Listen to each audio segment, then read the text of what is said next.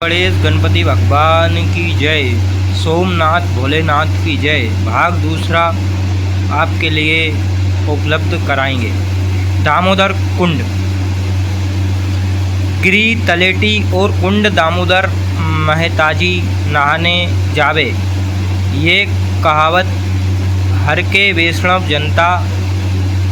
इस कुंड में अनेकों नदियाँ जैसे कि गंगा, यमुना, सरस्वती, नर्मदा, कावेरी, सिंधु, शिप्रा, चर्मवती, गोदावरी इत्यादि तीर्थ स्वरूप निवास करती है और सभी देवता दामोदर स्वरूप विराजमान हैं। इसलिए यह तीर्थ स्थान दामोदर कुंड नाम से प्रचलित है। गोमती में डाली हुई हड्डियाँ चक्र रूप बनती है। गंगा में डाली हुई हड्डी लीले सेवाड़ के रूप में परिवर्तित होती है, किंतु दामोदर कुंड में डाली हुई हड्डी पानी में पिघलकर एक रूप हो जाती है। इसलिए कहा गया है, दामोदर सब तीर्थ न भूते न भविष्य, दामोदर समान कोई तीर्थ ही नहीं। यह का स्नान महिमा अपार है। 68 तीर्थ करने पर भी यात्रा पूर्ण होती नहीं।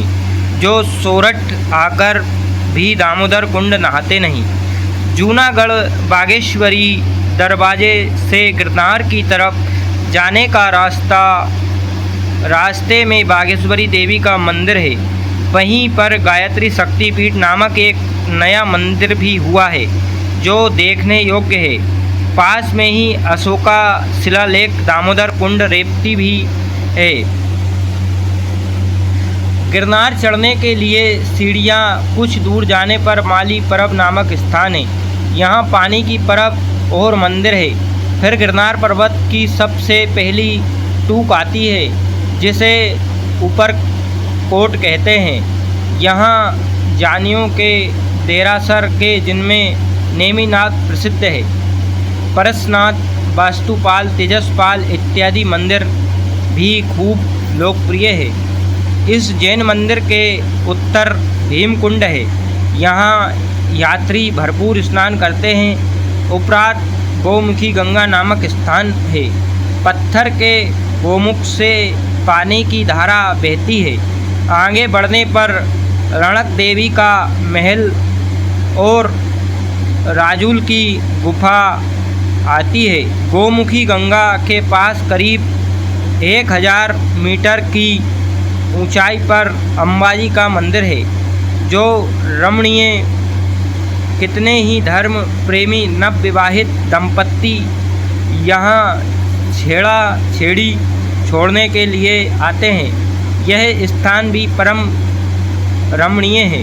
अंबाजी मंदिर की पूर्व दिशा में गोरखनाथ, दत्तात्रेय और कलिका शिखर है। गोमती गंगा से 7 किलोमीटर पर कमंडल कुंड है जहाँ दत्तात्रेय की मंदिर है, जिसके पीछे के भाग में भारत वन और शेषा वन है। इसके उपरांत पत्थर चट्टी, पांडव गुफा, भरथरी गुफा जैसे छोटे बड़े अनोखे स्थान हैं। गिरनार पर सभी अनेकों धर्मशालाएं हैं, जिनमें जटाशंकर धर्मशाला और पत्थर चट्टी धर्मशाला प्रसिद्ध है।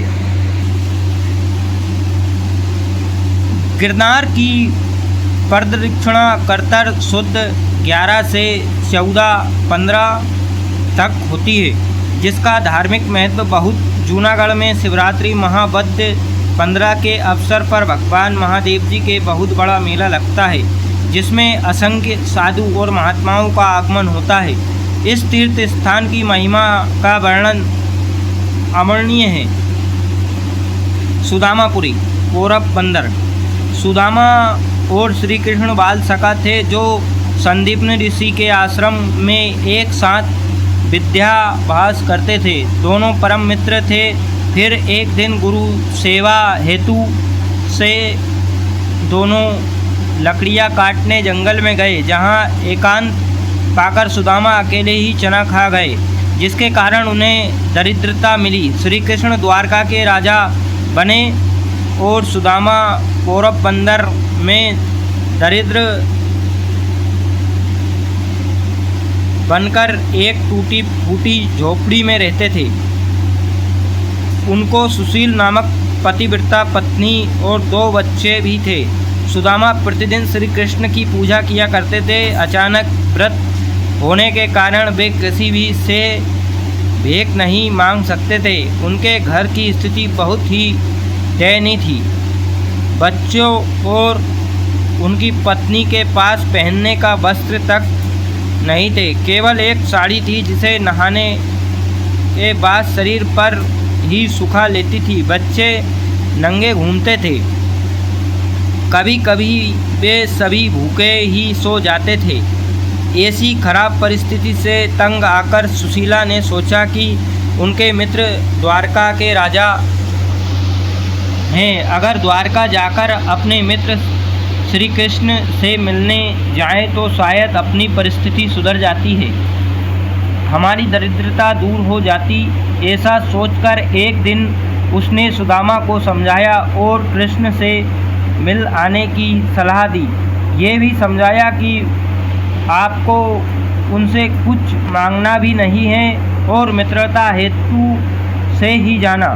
सुदामा ने कहा कि मैं जाऊं सही, किंतु खाली हाथ कुछ लिए बिना हरगिज नहीं जाऊंगा। सुदामा की बात सुनते ही सुशीला अपने पड़ोसी के यहाँ गई और मुट्ठी भर तंदूल पोहा ले आई और उसे एक कपड़े में टुकड़े में बांधकर दे दिया।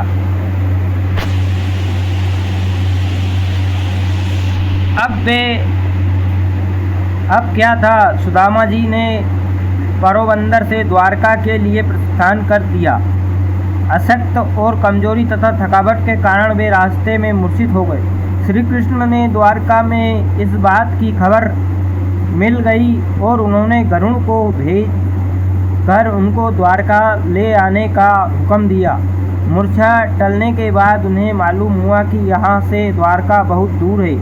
पूछते वे श्री कृष्ण के महल तक पहुँचे। दरवाजे से हाथ जोड़कर कहा, जरा कृष्ण भगवान को कहो कि तुम्हारा बचपन का मित्र सुदामा आया है और मिलना चाहता है। दरबान